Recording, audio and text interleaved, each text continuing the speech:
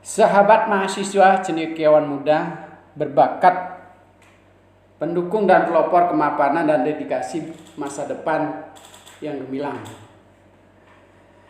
Pada hari ini saya ingin menyampaikan kembali materi kuliah kita tentang advokasi kebijakan. Jadi komunikasi dan advokasi kebijakan publik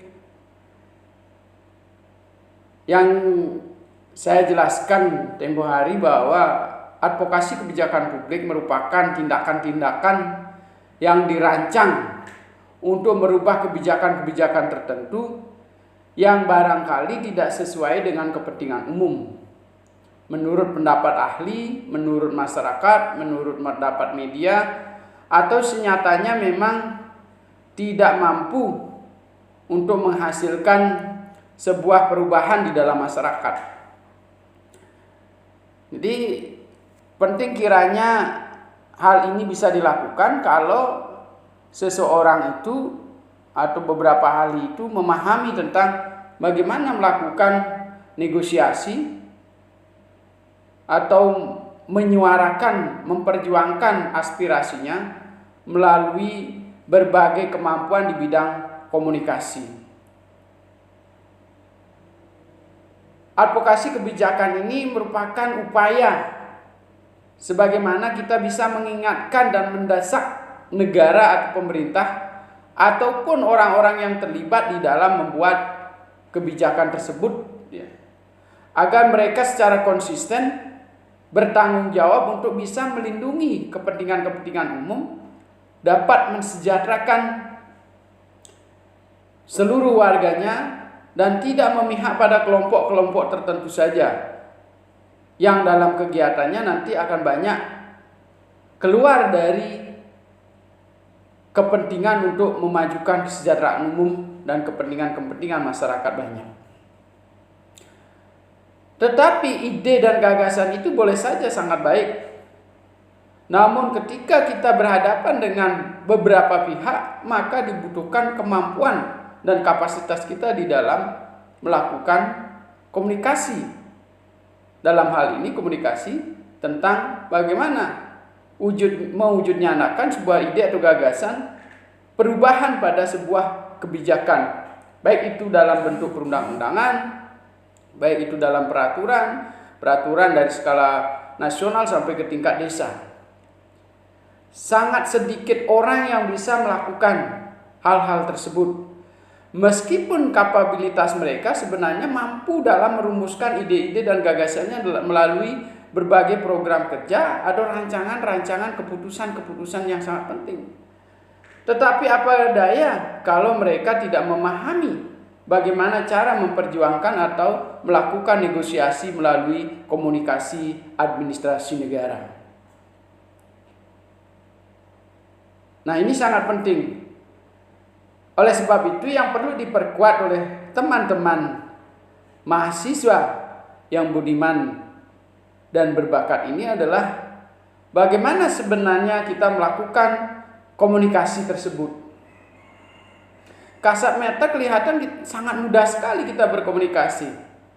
Orang sering berbicara tanpa berhenti, tanpa menghentikan helaan napas, panjang sekali. Tetapi ketika berbicara sesuai dengan kepentingannya sendiri, yang barangkali tidak memikirkan apakah komunikasinya itu bermanfaat atau tidak. Yang penting ngejeplak, bicara saja, panjang lebar tanpa henti. Kadang-kadang para ahli pun kalah diajak bicara. Tetapi dalam kaitan ini kita perlu didukung oleh kemampuan kapasitas oratorial, cara berbicara yang baik, cara berbicara yang mewakili kepentingan-kepentingan orang banyak. Bagaimana juga mewakili secara teoritis maupun praktis yang terjadi di dalam masyarakat kita. Oleh sebab itu, dalam kesempatan ini sebelum kita berlanjut pada materi yang inti, kita memahami dulu apa sih sebenarnya komunikasi itu. Komunikasi dalam hal ini menurut beberapa ahli menyampaikan bahwa bagaimana seseorang atau sekelompok orang, sekelompok manusia melakukan hubungan kontak antar individu maupun antar kelompok. Dan ahli yang lain menyebutkan bahwa komunikasi itu sebagai proses di mana seseorang sedang berusaha memberikan pengertian dengan cara memindahkan pesan. Tentu dalam memindahkan pesan itu tidak mudah. Jadi dari sisi bahasa kita akan menghadapi hambatan, dari sisi psikologi misalnya kalau kita berhadapan dengan orang tua, kita masih lebih mudah, atau kita berhadapan dengan pejabat, kita orang biasa, ya, dari sisi psikologi kita akan kederduluan kalau kita tidak berlatih. Bagaimana menenangkan pikiran, bagaimana menyiapkan informasi dan data informasi yang mendukung sehingga orang yang diajak bicara itu akan bisa terpengaruh oleh pesan yang kita sampaikan. Lalu ahli yang lain menyebutkan bahwa komunikasi itu adalah proses di mana suatu ide dialihkan dari sumber yang satu ke penerima yang lain. Apakah itu perorangan maupun kelompok, bahkan berantai. Bahkan dengan kemajuan teknologi sekarang, kita bisa menyampaikan secara serempak. Bagaimana supaya komunikasi itu bisa diterima secara serempak, persepsinya sama, tidak menimbulkan klausul-klausul yang berbeda, ini sangat penting. Ya. Karena sekarang ini kan begitu. Orang akan memilah melalui media misalnya, menyesuaikan dengan kepentingan dirinya. Kalau ingin misalnya dalam situasi sekarang ingin mengacaukan, maka dia akan ambil kalimat-kalimat atau pesan-pesan yang bisa kiranya mengacaukan situasi. Sehingga tidak bisa semua orang akan sama persepsinya. Tetapi ketika mereka ingin melakukan perbaikan ke arah yang lebih baik, dia akan pilih pesan-pesan yang mana yang akan mereka sortir untuk disampaikan ke berikutnya. Lalu ada sebagian orang menyimak semuanya tetapi tidak paham sesuai apa yang diinginkan oleh pemberi pesan itu. Dan berikutnya, komunikasi itu adalah suatu proses menyortir. Nah, ini yang saya sampaikan tadi. Memilih dan mengirimkan simbol-simbol sedemikian rupa sehingga membantu pendengar membangkitkan makna atau respon dari pikirannya yang serupa dengan yang dimaksudkan oleh komunikator. Jadi kemampuan untuk memilah pun orang harus punya bekal yang baik. Sekarang mahasiswa yang budiman memiliki persepsi yang berbeda, memiliki kepentingan berbeda, sesuaikan dengan kepentingan Anda. Di mana Anda bekerja sekarang? Rekan mahasiswa ada yang bekerja di rumah sakit. Tentu nanti dia akan memilah pesan-pesan yang mana kira-kira untuk meningkatkan kapasitas kita sebagai pelayan di rumah sakit. Yang lainnya ada yang bekerja di PU. Dia akan memilah informasi yang sama dari seorang dosen untuk kepentingan-kepentingan mereka meningkatkan kapasitasnya di pekerjaan umum. Ada yang berikutnya, ada yang di kepolisian. Dia akan memilah bagaimana informasi yang diberikan dosen itu untuk meningkatkan kapasitasnya sebagai pelaksana keamanan dan ketertiban di masyarakat. Nah ini, sehingga kadang ketika kita membaca buku, pesan yang disampaikan itu sesuai dengan tujuan dari masing-masing pembaca itu. Apa sih sebenarnya tujuan akhir yang kita cari dari pesan yang disampaikan oleh sebuah buku? Demikian juga di dalam mengadvokasi sebuah kebijakan. Orang melihat dari sisi ini kepentingannya, orang bisa melihat dari sisi ini, ya, karena jarang sekali orang bisa melihat secara komprehensif. Oleh sebab itu sering sekali perdebatan sebuah kebijakan itu sangat krusial. Gitu. Karena kenapa? Kita memandangnya dari multidimensi, dari berbagai keilmuan yang kita miliki, dari berbagai kepentingan yang kita miliki. Contoh misalnya kalau kebijakan pemerintah tentang penanganan wabah seperti sekarang ini, ya, dari sisi pemerintah tentu sudah memiliki daya jangkau informasi yang cukup luas untuk bagaimana supaya Dua sisi ini bisa terlampaui. Sisi ekonomi kita tetap berjalan, sisi keselamatan masyarakat bisa berjalan. Tapi di sisi lain masyarakat, dia sisi keselamatan keluarganya, dari sisi juga ekonominya supaya jalan. Nah, mana yang akan mereka pilih yang bisa dimungkinkan untuk dijalankan terlebih dahulu? Inilah komunikasi. Dia akan berdialog. Nah, syukur-syukur sekarang ini sudah disediakan media yang bisa mereka dialogkan melalui media, tidak perlu berdialog langsung gitu. Tentu berbicara secara langsung dengan media akan berbeda hasilnya. Ya. Jadi semangatnya sudah berbeda. Nah, ini. Jadi nanti juga komunikasi itu akan dipengaruhi oleh sarana yang dipergunakan. Apakah dia direct communication atau dengan perantara? Apakah media, apakah telepon langsung yang bisa kita bercakap-cakap, apakah melalui media yang pasif satu, yang aktif satu, hanya mendengarkan. Ya, seperti yang kita lakukan sekarang ini. Nah, kemudian komunikasi juga secara ringkas dapat didefinisikan sebagai suatu transaksi dinamis yang melibatkan gagasan dan perasaan. Nah, ini lagi. Gagasan, perasaan. Bagaimana sebuah komunikasi itu akan bisa menyentuh sampai ke relung hati seseorang. Seorang dokter misalnya, beliau itu supaya bagaimana seorang pasien itu bisa melakukan apa yang dianjurkan, sugesti yang diberikan, supaya pasien ini benar-benar sembuh. Karena kalau tidak nanti obatnya itu paling diminum 2 kali, lalu selesai dan tidak menghasilkan hasil yang maksimal untuk kesembuhan mereka.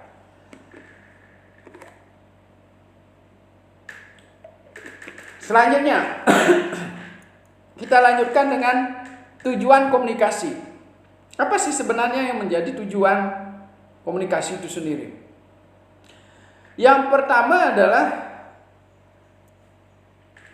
bahwa apa yang disampaikan oleh seorang pemberi pesan itu dimengerti, bukan diterima, dimengerti oleh komunikan.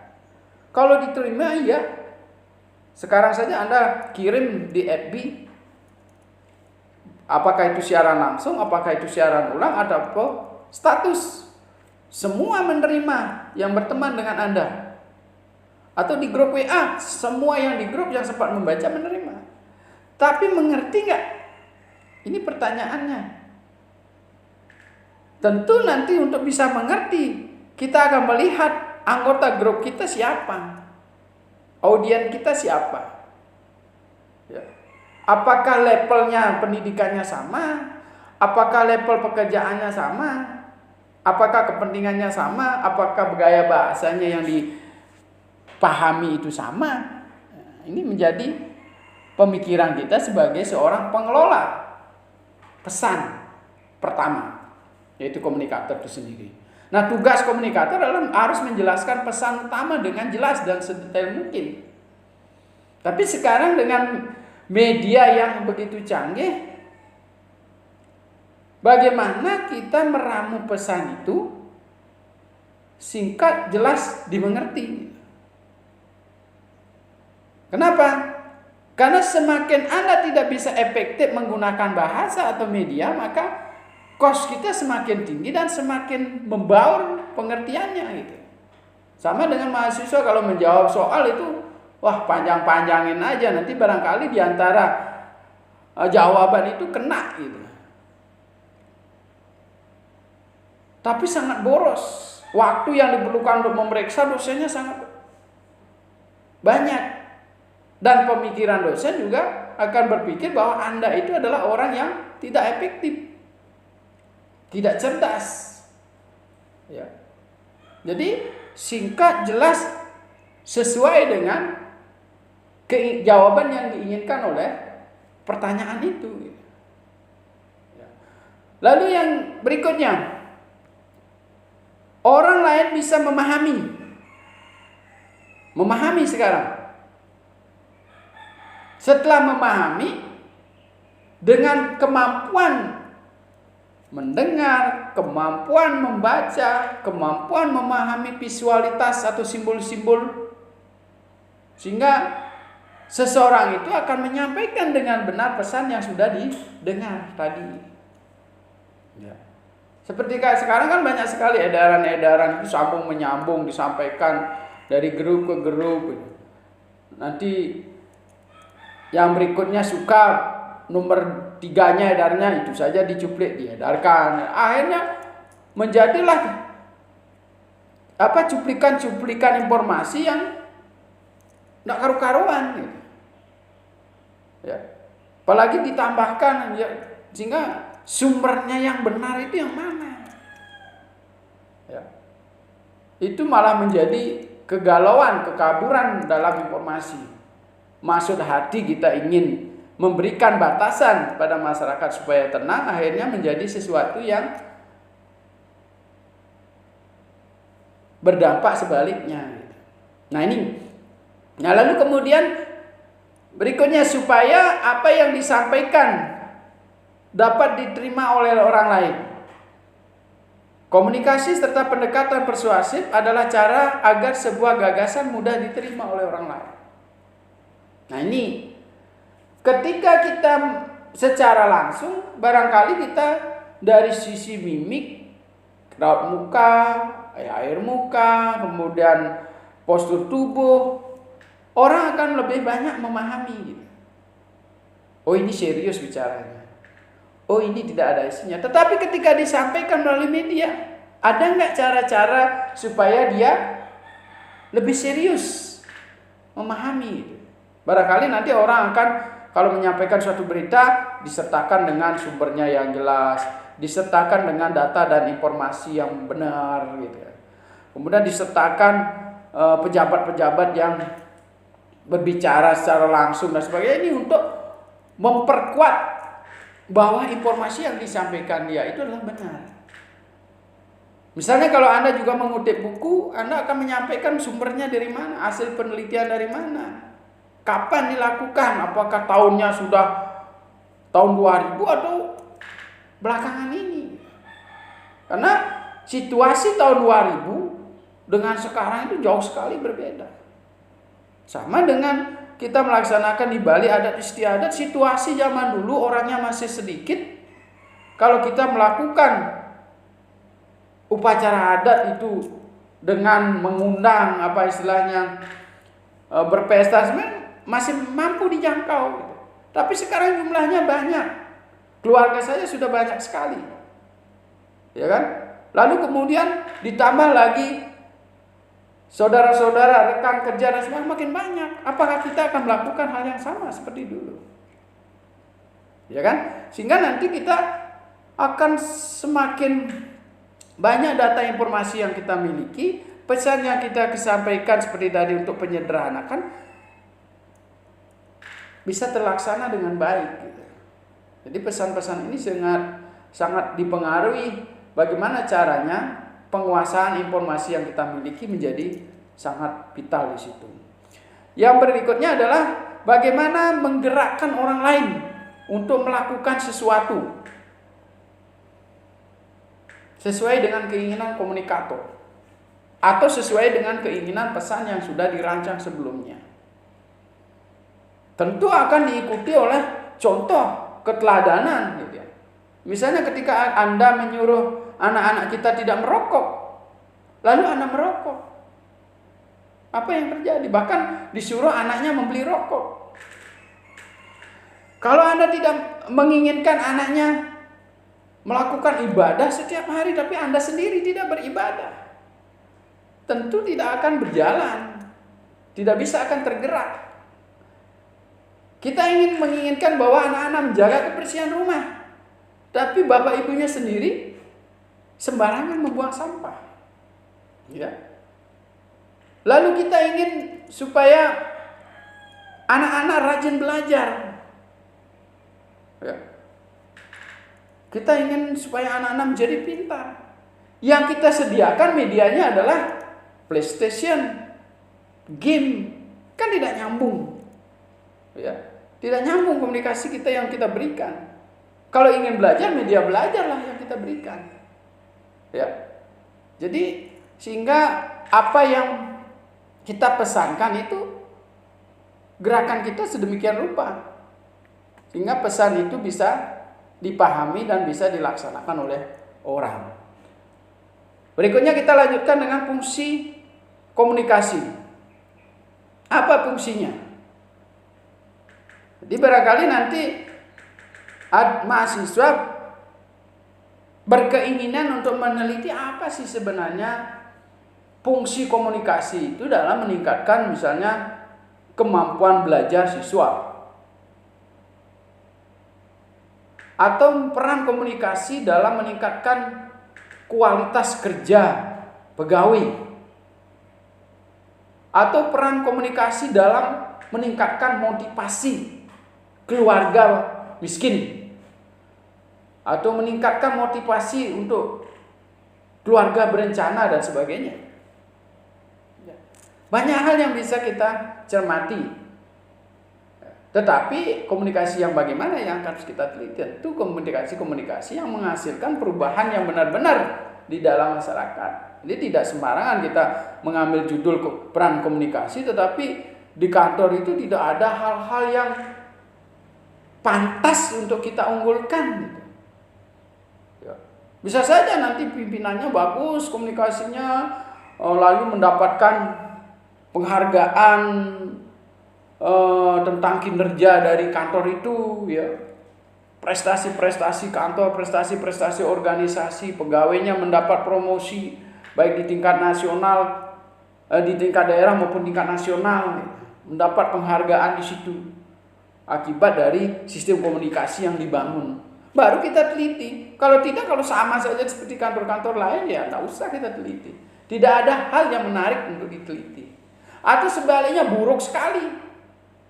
Ya, kenapa kok buruk? Zaman sekarang ini medianya begitu canggih, media belajarnya sangat canggih. Kenapa kok buruk sekali kantor kita? Hubungan dengan pusat tidak baik, hubungan dengan provinsi tidak baik, misalnya hubungan dengan masyarakat juga tidak ada baik. Pantas kita teliti kenapa dia. Barangkali sekarang ini tidak ada yang seperti itu. Yang kita cari sekarang, kalau Anda ingin meneliti tentang komunikasi, carilah yang menunjukkan keunggulan. Misalnya daerah terpencil, ya, kabupaten terpencil tiba-tiba menjadi viral. Ya, yang PAD-nya dulu paling kecil di provinsi tertentu lalu menjadi paling besar akibat kemampuannya dia mengedukasi masyarakat untuk serempak bergotong royong membangun jalan, membersihkan selokan, membersihkan kota, menata taman, ya, kemudian menciptakan lapangan-lapangan kerja, UKM-nya maju dan sebagainya karena komunikasi dari pemerintah daerah dan SKPD yang di dalamnya. Zaman sekarang ini sangat mungkin kalau ini dilakukan secara bersatu, sekecil apapun PAD kita. Karena kekuatan bersatunya rakyat itu kalau dibangun dengan komunikasi yang benar, masyarakat tidak merasa dikelabui, masyarakat tidak merasa dihianati, mereka kompak percaya pada pemerintah, terjadilah akumulasi kekuatan yang luar biasa yang untuk membangun daerah. Hutannya terjaga, sungainya bersih, pura-puranya bersih, pemerintahnya tertata baik, setiap layanan masyarakat tersedia. Murah, cepat, terjangkau. Ini komunikasi, tidak semata-mata anggaran. Ya. Mari kita teliti yang seperti itu. Jauh pun Anda bisa lakukan.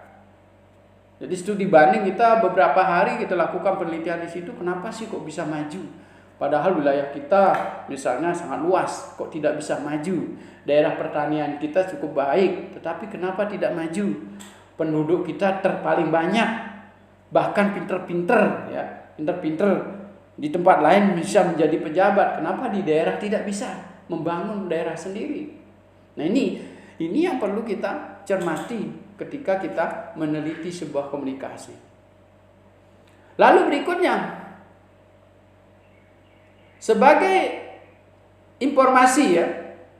Jadi apakah komunikasi itu mampu menyediakan informasi yang cukup kepada masyarakat, baik sebagai media pembelajaran, sebagai media informasi yang bisa meningkatkan kecerdasan masyarakat seperti tadi, kepentingan untuk meningkatkan dukungan mereka, meningkatkan kapabilitas daerah, kan gitu misalnya. Jadi ini penting. Sehingga nanti kalau informasi ini layak, datanya terdukung dengan data dengan baik, ya, kemudian sumber informasinya dapat dipercaya, ya kan. Kemudian setiap, apalagi sudah diikuti dengan pengalaman, ya, informasi yang disampaikan setiap diikuti benar. Ya, misalnya kalau kita melihat di website obat sakit kepala, ada di situ salah satu website memuat. Ketika kita praktekkan itu benar hilang sakit kepalanya. Berikutnya ada lagi informasi benar, terbukti dan sebagainya. Nah, semakin bagus itu maka media itu akan semakin menjadi rujukan. Kalau misalnya seorang dokter memberikan konsultasi melalui media, semua orang membaca, cara bicaranya bagus, enak dibaca, enak disimak, begitu dilaksanakan nyaman rasanya, menimbulkan keademan, menimbulkan rasa sehat baik secara lahir maupun batin. Nah, menjadi rujukan. Nah, ini komunikasi. Tidak hanya sebagai informasi, tetapi sebagai edukasi bagi masyarakat. Kemudian sebagai kendali. Jadi komunikasi sebagai kendali ini memiliki arti bahwa komunikasi berperan untuk mengontrol perilaku orang lain maupun anggota dalam beberapa cara yang wajib dipatuhi oleh semua pihak. Jadi seperti sekarang misalnya saya contohkan, edaran-edaran ini adalah suatu kendali, formasi kendali. Mau nggak dilakukan edaran-edaran yang disampaikan? Karena pertama mungkin dasar hukumnya harus kuat. Bisa saja kita alasan empiris, ya, merebaknya sebuah musibah seperti sekarang ini. Bisa. Tapi seberapa banyak data yang bisa disediakan? Ya. Tidak bisa hanya kekhawatiran yang dipakai, tapi nanti hitungan-hitungan, sekian jumlah penduduknya, sekian radiusnya, sekian pengalamannya di negara lain sebagainya. Itulah yang menjadi rujukan. Hingga nanti ini bisa, informasi ini bisa sebagai kendali. Awik-awik misalnya di desa adat itu adalah komunikasi kendali. Jadi sejauh mana ketaatan masyarakat adat terhadap sistem yang sudah dibangun oleh desa adat, apakah itu sejak lama turun-temurun atau setelah diperbaiki, direvisi oleh prajuru adat yang sekarang ini. Nah, kemudian sebagai motivasi. Nah, ini bagi para motivator sangat luar biasa. Kalau Anda jadi mahasiswa yang budiman, kalau sempat ada orator yang memiliki kemampuan komunikator, silahkan datangi. Mereka memiliki kemampuan yang sangat berbeda kalau dibandingkan dengan dosen-dosen Anda, khusus di bidang motivasi. Jadi seolah-olah setiap masalah bagi kita, dia bisa katakan itu adalah peluang bagi seorang motivator. Bagi kita adalah masalah. Tidak punya uang adalah masalah buat kita. Tapi bagi motivator itu adalah peluang. Peluang untuk kita meningkatkan kapasitas diri supaya bisa menjangkau kebutuhan-kebutuhan yang kita miliki. Jadi orang-orang yang sukses menurut mereka adalah berasal dari orang-orang yang sedulunya tidak mampu. Bersyukurlah, bahkan ada yang mengatakan bersyukurlah Anda sekarang ini tidak mampu, ketimbang keberadaan Anda dari sejak lahir sudah memiliki segalanya. Karena menurut teori motivasi, orang yang memiliki segalanya, motif untuk mengerjakan sesuatu lebih besar itu akan lebih rendah dibandingkan orang yang tidak memiliki sesuatu. Ya. Jadi kalau istilahnya orang Bali, benak petang ada gitu. Jadi santai. Beda dengan orang yang memang sukses dari sejak dia tidak mampu. Dia akan bisa, banyak orang yang menulis buku menceritakan orang-orang yang dulunya kemampuannya sangat rendah, kondisinya sangat terbatas, berasal dari desa terpencil, yang makan seadanya, sekarang menjadi pejabat. Layak untuk Anda teliti apa yang dia lakukan sehingga menjadi pejabat publik, bahkan terkenal, tidak saja di daerah tapi tingkat nasional. Jarang orang memuat orang yang sukses yang memang sejak lahir dia mendapatkan warisan secara sukses. Jarang sekali. Jarang menjadi rujukan karena dia memang sudah memiliki semuanya. Sehingga tidak ada yang banyak bisa diceritakan dalam membuat pesan di dalam sebuah buku ataupun orasi. Nah, yang berikutnya adalah advokasi. Nah, ini yang kita ingin capai di akhir kuliah ini. Sarana untuk mempengaruhi pendapat, kebijakan, dan perubahan perilaku. Jadi tidak saja advokasi ini berfungsi untuk merubah sebuah kebijakan dalam tataran besar, tapi juga bisa pakai rujukan metode belajar untuk bagaimana merubah orang-orang di sekitar kita supaya bisa memahamkan mereka mengikuti anjuran yang kita miliki.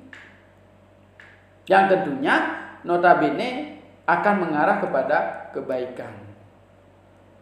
Ya, tapi kalau biasanya ke arah yang tidak baik, mungkin tidak perlu kita perjuangkan. Ya. Kita menginginkan supaya apa yang kita anjurkan itu secara komunikasi bisa memberikan edukasi untuk meningkatkan kapasitas seseorang. Dengan semakin banyaknya orang yang memiliki kapasitas yang baik, maka kita akan lebih mudah hidup. Kan begitu prinsipnya. Anak kita mampu mandiri, saudara kita mampu mandiri, kakak kita lebih mandiri dari kita, orang tua kita akan terjaga dengan baik, lingkungan kita akan menjadi lebih baik. Ya. Coba kita bayangkan kalau sendiri yang mampu tapi 3 saudara kita tidak mampu. Ya. Meskipun Anda memiliki kapabilitas yang cukup, tentu akan menjadi bahan ejekan orang. Dia sendiri yang mampu, yang lainnya keluarganya dibiarin dan sebagainya. Ya. Tapi prinsip komunikasi advokasi ini kita berusaha banyak supaya bisa menyampaikan hal-hal yang positif untuk membangun kepentingan kebaikan bersama. Nah, kita lanjutkan dengan syarat-syarat komunikasi. Barangkali ini adalah hal yang umum yang bisa Anda baca, dan secara praktik memang ada beberapa hal yang harus kita lampaui. Yang pertama, sumbernya. Jelas komunikator itu sendiri, ya. Jadi sebagai pengelola sumber, ya. Apakah itu bersumber dari buku, apakah itu bersumber dari lembaga resmi, apakah itu bersumber dari pengalaman, ya. Kemudian hasil penelitian, kemudian pengalaman empiris orang lain, gitu.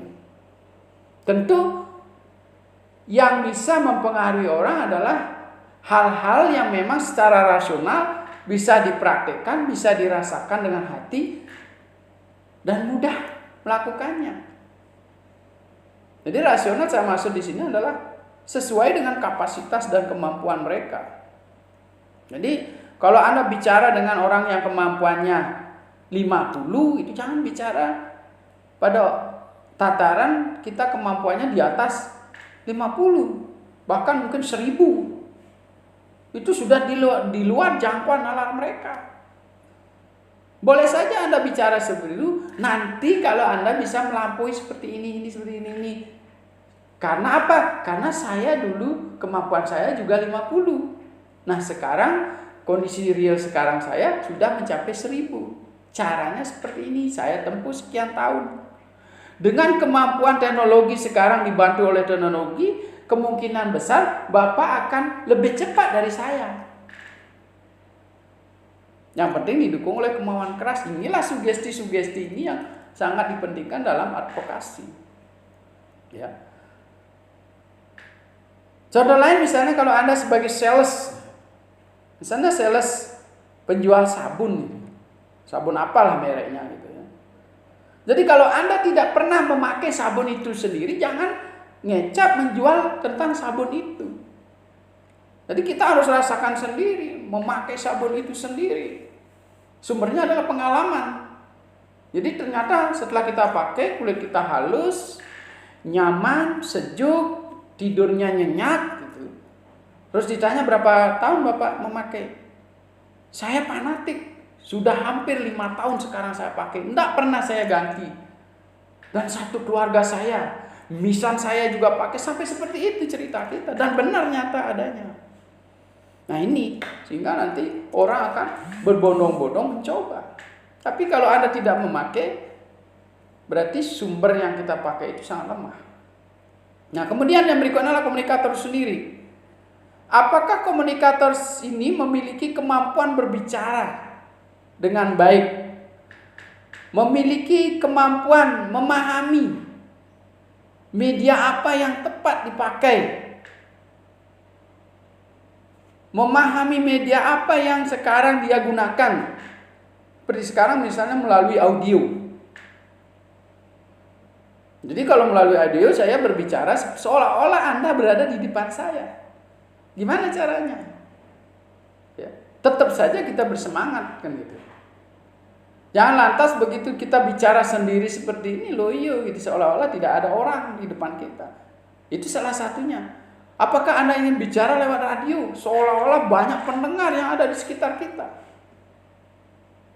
Ya. Kita bicara di media surat kabar. Sekian ribu oplah akan tersiar di seluruh Bali itu misalnya.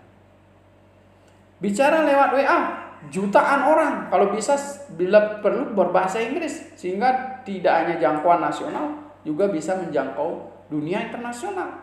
Ketika kita memiliki ide-ide cemerlang dan imperis-imperis atau kenyataan realita yang ada, yang kita alami di dalam masyarakat ini. Nah, kemudian syarat berikutnya adalah ada komunikan. Penerima pesan. Berapa jumlahnya? Audien yang kita jangkau berapa? Jadi media yang kita gunakan itu harus sesuai. Kita bicara di seminar, kita bicara di dalam kelas, kita bicara di dalam kelompok belajar, menyesuaikan baik dari sisi intonasi, sumber informasi, apa yang kita bicarakan juga. Berikutnya syaratnya adalah pesan. Apakah pesan yang disampaikan itu sudah kita kelola dengan baik?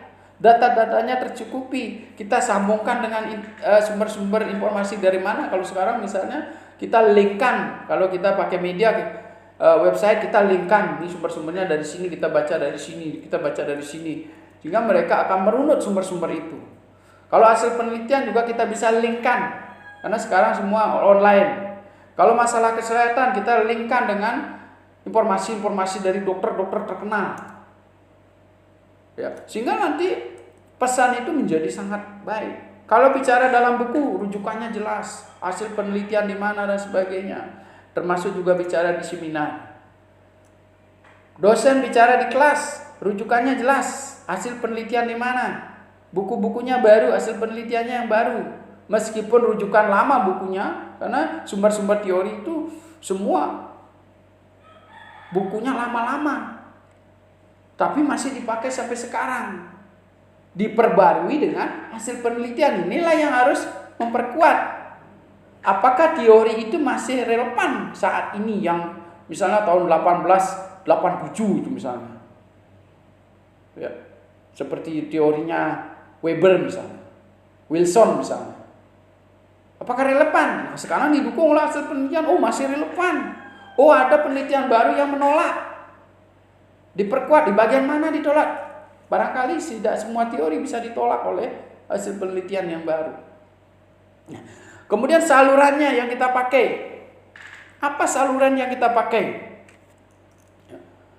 Seperti tadi telepon, langsung, media, WA dan sebagainya banyak sekarang. Tentu nanti kita akan menyesuaikan supaya hasil yang komunikasi itu efektif diterima, dipahami, dan bisa menggerakkan motivasi atau keinginan masyarakat. Efeknya yang diinginkan, hasil akhir dari komunikasi itu apa? Jadi kepentingan kita juga menilai apakah berefek. Seberapa banyak sudah mengikuti anjuran kita? Seberapa banyak follower yang kita miliki? Seberapa banyak komunikasi yang menyatakan bahwa saya setuju, saya sependapat, ini ide brilian, saya akan terapkan di desa saya akan bangun seperti ini, saya punya ide seperti ini, saya punya peluang seperti ini dengan pendapat Anda, dengan tulisan-tulisan Anda. Berapa banyak yang bisa memberikan seperti itu? Tidak hanya sekedar subscribe, tidak sekedar membagikan. Kalaupun membagikan juga sangat penting, tapi testimoni bahwa hasil komunikasi edukasi yang kita berikan itu sudah berjalan. Ya. Oh, kemarin saya diberikan oleh ide melalui sumber ini, berita ini, sehingga sekarang ini hasilnya. Saya bisa meningkatkan, saya bisa membangun UKM seperti ini. Ya. Anak-anak saya bisa belajar seperti ini. Orang tua saya bisa sehat seperti ini berdasarkan rujukan yang saya baca. Sehingga testimoni-testimoni inilah yang menunjukkan bahwa komunikasi kita efektif. Selanjutnya kita akan jelaskan apa sih persyaratan dari komunikasi efektif itu. Ya. Yang pertama, pesan yang diterima dapat dimengerti serta dipahami sebagaimana yang dimaksud oleh pengirimnya. Dimengerti dan dipahami. Itu baru pertama, salah satunya. Sudah pesan disampaikan oleh pengirim disetujui oleh penerima dan ditindaklanjuti. Testimoninya bagaimana? Ya. Berapa orang berminat untuk mendengarkan bicara kita? Contoh seperti saya sebagai seorang pengajar, kita akan mengevaluasi setiap saat meskipun tidak dilihat oleh mahasiswa. Setiap hari apakah kelasnya semakin banyak, ya. Apakah semakin berkurang, kalau tuh ada di kelas apakah dia mengantuk, memperhatikan atau tidak, ya kan? Jadi meskipun sekarang banyak media yang digunakan, dia mungkin onlinean, chattingan dan sebagainya, tetap harus power yang dimiliki dosen itu harus bisa menjangkau bagaimana supaya dia terputus dengan media yang lain, hanya terfokus pada penjelasan kita. Nah ini terus kita lakukan evaluasi. Dan kita rubah cara-cara belajar kita terus menerus, update. Buku-buku kita update.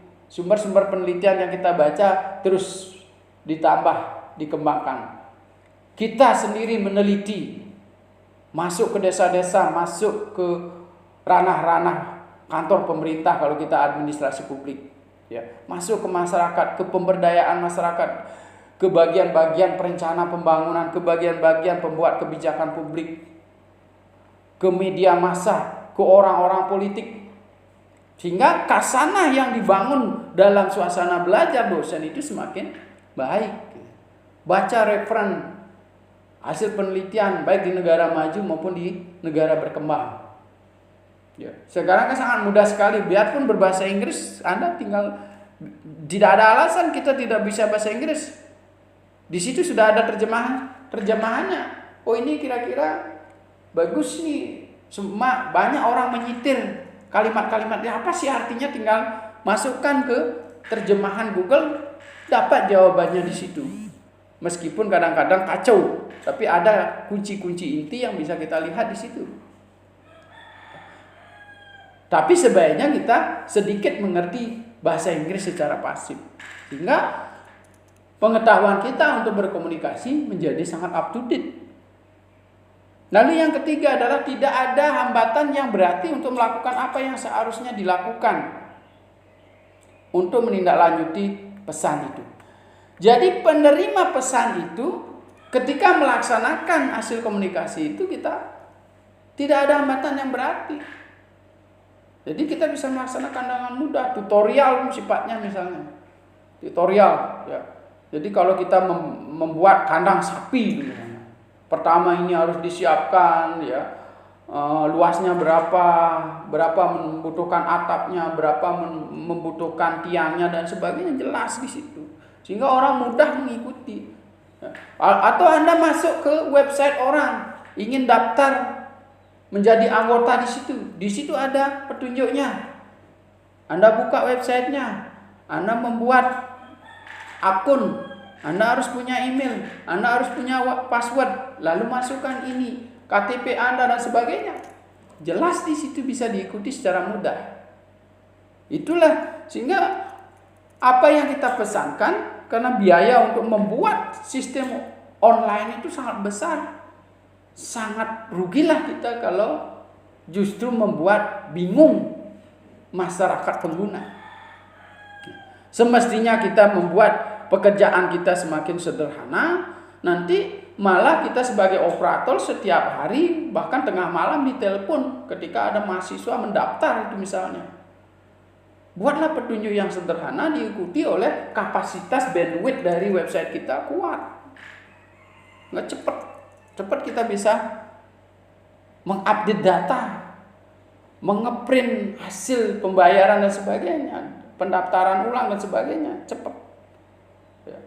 Kalau tidak ya kita buat manual saja dulu kalau kita kemampuannya terbatas. Ya. Jangan sampai kita secara komunikasi memakai online tetapi sebenarnya tidak mampu untuk mewujudkan layanan seperti itu. Nah, sekarang kita yang saya jelaskan tadi syarat-syaratnya, sekarang prosesnya bagaimana? Jadi Anda bisa lihat di situ nanti di bawah penjelasannya di dalam slide ini yang akan juga kita bagikan nanti. Ada yang namanya sender, pengirim. Sending, ya. Kalau mengirim sending.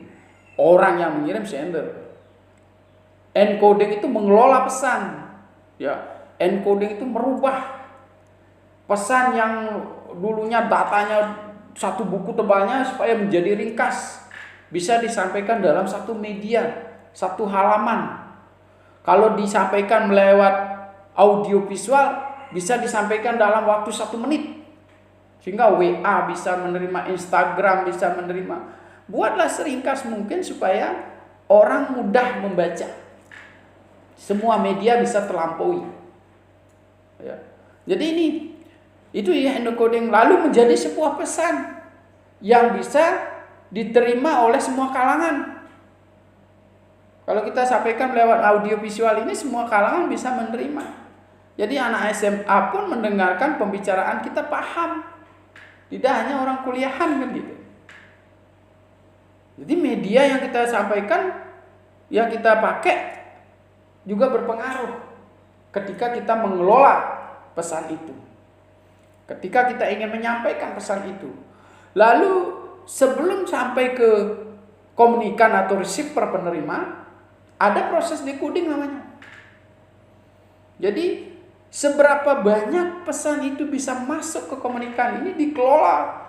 Baik itu bisa dihambat oleh media yang kita gunakan, teleponnya, WiFi-nya bagus apa tidak.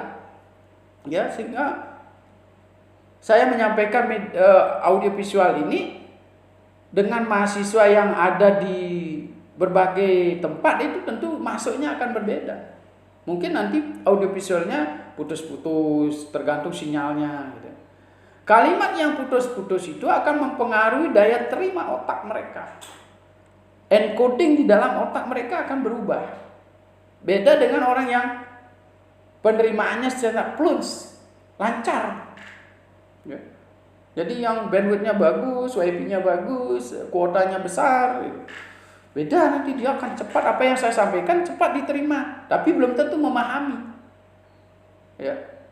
Sekarang untuk memahami ini ada enggak kesamaan, apa istilahnya kalau gelombang radio itu FM berapa itu, sama enggak?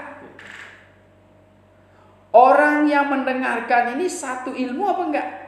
Ilmu administrasi negara atau orang fisika, orang eksak akan berbeda.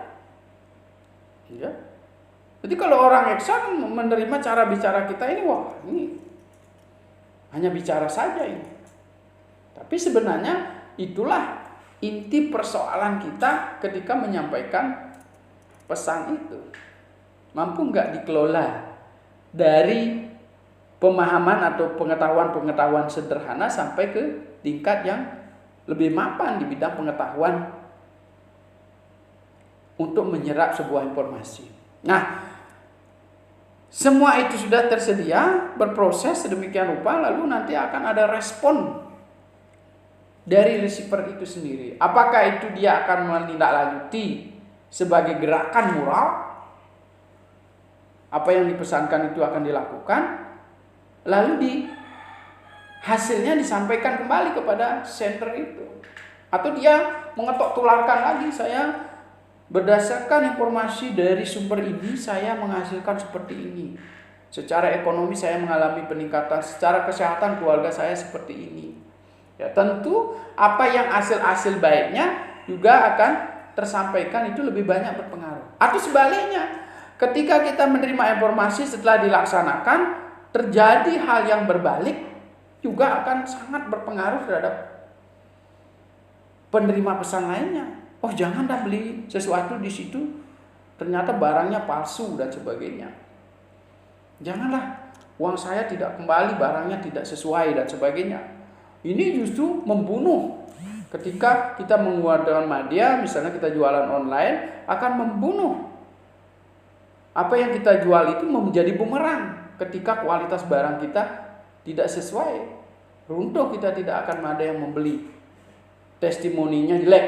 Tapi ketika testimoninya bagus, feedbacknya bagus, lalu dia menjadi testimoni yang baik, dibaca oleh ribuan orang, lalu membuat testimoni yang sama, ini akan membuat marketing kita menjadi lebih baik. Nah, penjelasannya berikutnya adalah proses komunikasi ini dijelaskan sebagai berikut. Pengirim pesan atau sender. Jadi tadi sudah saya jelaskan, dia melakukan proses-proses mengelola simbol-simbol, mengelola sumber-sumber berita, data dan sebagainya. Informasi diramu sedemikian rupa supaya menjadi informasi yang ringkas, jelas, dipahami dan bisa dilaksanakan dengan mudah. Kemudian pesan dikirim melalui media tertentu. Ya, apakah pesan itu dengan saluran komunikasi lewat udara, secara langsung, telegram, ya, apakah itu AT-talkie? Sekarang masih banyak yang memakai itu, yang bisa didengar oleh semua orang. Kembali lagi, apakah pesan itu bisa secara umum diterima? Boleh Anda sampaikan lewat AT-talkie, boleh Anda sampaikan lewat grup, tapi bersifat rahasia, Anda bisa lewat WA. Bersifat rahasia mengandung unsur hukum, tidak boleh kita sampaikan lewat media. Kita sampaikan secara pribadi. Ya, misalnya ini sesuatu yang riskan, mengandung hukum, mengandung sara. Meskipun secara pribadi, secara hukum kita tidak boleh menyampaikan. Ya. Kita harus memilih media-media yang sesuai dengan pesan yang kita sampaikan. Kalau sifatnya umum, kita sampaikan secara umum melalui media yang umum. Semua orang bisa baca, semua orang bisa paham. Tidak menimbulkan klase, tidak menimbulkan sara dan sebagainya. Kemudian penerima pesan selanjutnya bisa menyimak dan mentransformasikan, mengolahnya. Tentu untuk mengolah pesan, untuk menyampaikan pesan berantai, mereka juga punya seni encoding. Jadi di encoding lagi dia sebagai narasumber yang kedua. Bagaimana supaya pesan-pesan itu bisa sampai lebih banyak lagi grup yang tercapai. Misalnya kalau kita menyampaikan pesan promosi barang. Wah, ternyata ini bagus. Barangnya saya sudah pakai. Nanti Anda akan berpikir, gimana saya ikut menjualkan, apa kompensasinya? Nah, Anda tambahi lagi pengalaman-pengalaman yang menarik dan memang Anda alami, masukkan di situ. Proses encoding lagi. Hingga apa yang disampaikan itu akan menjadi lebih baik dan lebih sempurna.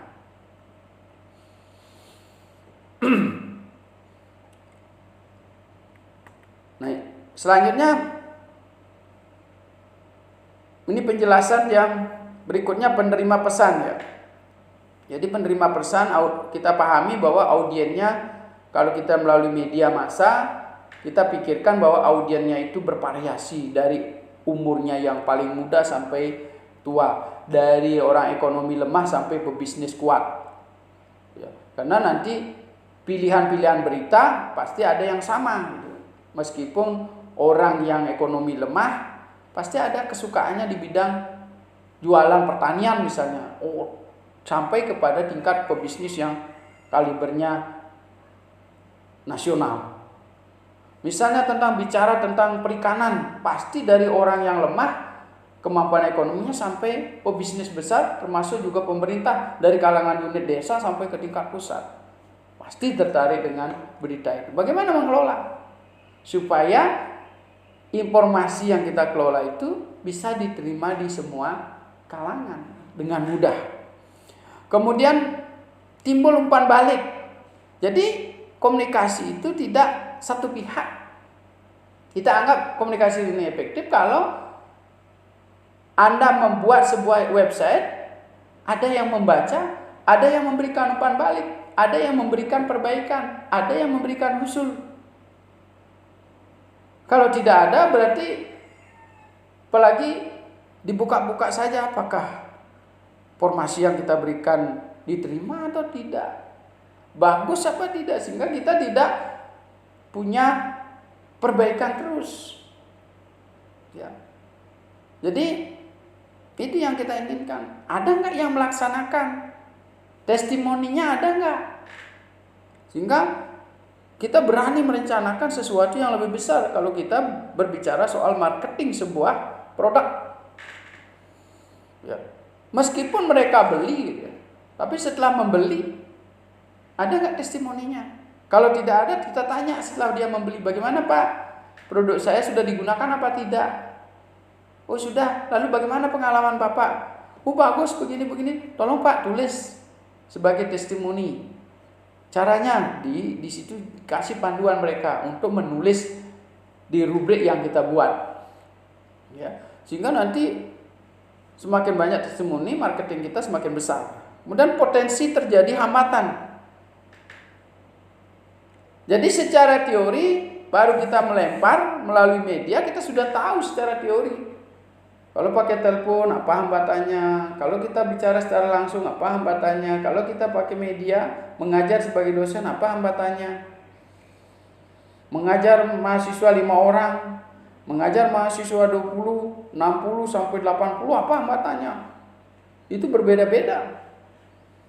Mengajar sampai 80 tidak pakai pengeras suara dengan memakai pengeras suara berbeda. Tapi belum tentu juga memakai pengeras suara akan bisa diterima oleh orang. Karena saya berpengalaman berbicara di sebuah aula. Siswa SMA-nya banyak, tetapi pengeras suaranya, bassnya terlalu besar dan bergaung. Betapapun kita mengelola suara kita tidak akan bisa diterima dari pendengaran siswa. Jadi teknisi dengan pesan yang pemberi pesan harus sama, seimbang. Kita coba dulu audionya, bisa nggak dipakai di aula, bergema nggak? Kalau tidak, buat apa kita beli mahal-mahal sampai jutaan? Lebih baik suara saya satu aula itu saya bisa didengar oleh mereka. Tidak perlu pakai pengeras suara. Nah ini perlu juga kita lihat apakah bising, kemudian kita juga lihat audien-audiennya. Ya. Nah itulah unsur-unsur komunikasi yang saya jelaskan pada proses tadi. Ya.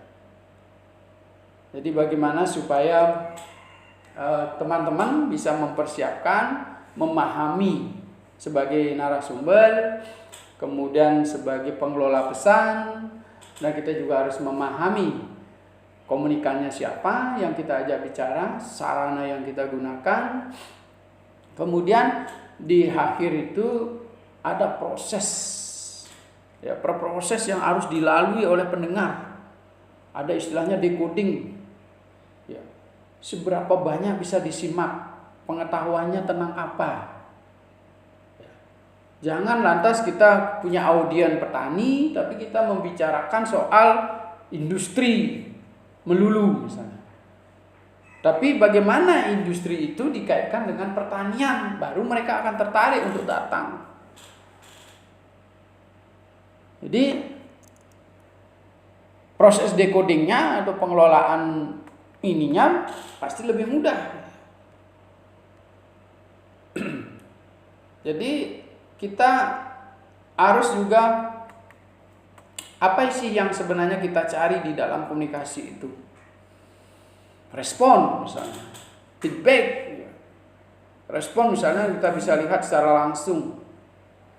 Ya kalau WA, ketika kita mau WA di grup, ada yang menjawab, merespon mereka. Apalagi yang bersifat pengumuman. Kalau ada hal-hal yang perlu diluruskan, kita sebagai dosen kita luruskan, jangan malah menambah menjadi runyam, menjadi jauh dari kepentingan informasi yang disampaikan. Makin keliru, makin tidak sesuai arah. Tetap kita meluruskan. Tidak menutup kemungkinan juga mahasiswa bisa meluruskan. Karena dengan kemajuan teknologi sekarang, mahasiswa lebih dulu tahu berita. Suatu ketika saya men-share sesuatu, ternyata berita itu sudah dulu diketemukan oleh mahasiswa kita. Tidak apa-apa, dikoreksi. Jadi saya dikoreksi, berterima kasih sekali sebelum saya lanjutkan ke tempat lain. Ya karena saya menganggap bahwa berita itu sangat penting. Tapi ternyata berita itu sudah basi gitu.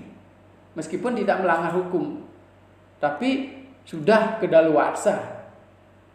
Jadi respon-respon inilah yang kita inginkan. Nah, yang berikutnya adalah hambatan. Ya. Jadi betapapun pengetahuan kita, betapapun canggihnya peralatan kita, tentu ada hambatan yang kita akan hadapi. Betapapun mahasiswa memiliki kepercayaan diri, pengalaman yang sangat luar biasa, tetapi kita akan berhadapan terus dengan berbagai problem yang ada di masyarakat. Ya.